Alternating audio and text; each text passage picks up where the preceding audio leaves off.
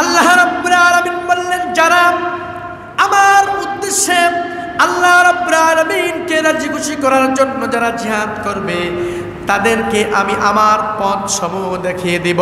ওয়াল্লাযীনা জাহাদু ফীনা লানাহদিয়ান্নাহুম সুবুলানা, যারা আমার পথে জিহাদ করবে তাদেরকেই আমি আমার পথ দেখিয়ে দিব। ওয়া ইন্নাল্লাহা মাআল মুহসিনিন, নিশ্চয়ই আল্লাহ রাব্বুল আলামিন সৎকর্মশালীদের সাথে আছেন। জোরে বলেন সুবহানাল্লাহ। যারা জিহাদের সাথে আল্লাহর জন্যই যারা জিহাদ করবে তাদেরকে সঠিক পথ দেখিয়ে দেবেন আল্লাহ।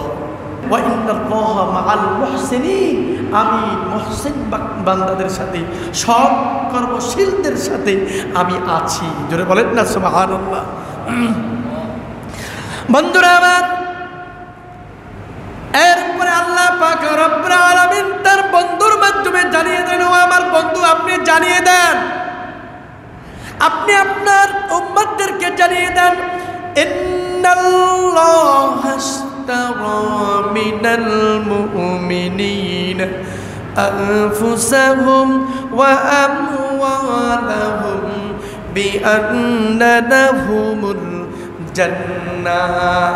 ও আমার মুমিনেরা, তোমরা ভয় পাইও না, তোমাদের কোনো ভয় নাই।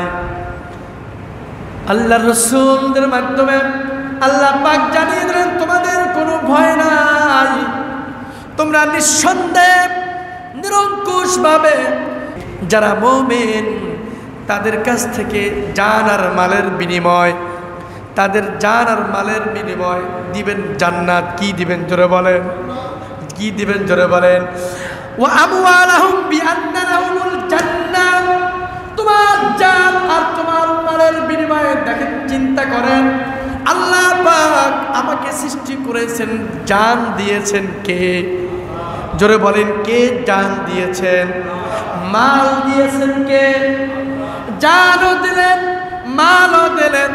জান্নাত সেটাও আমার আল্লাহর, আল্লাহর জান্নাত আল্লাহ দিবে, আল্লাহর জান্নাত আল্লাহ দিবেন, কিন্তু বিনিময় তিনি আবার তার দেওয়া জান আর মালের বিনিময়ে জান্নাতটা দিবেন। বলেন সুবহানাল্লাহ।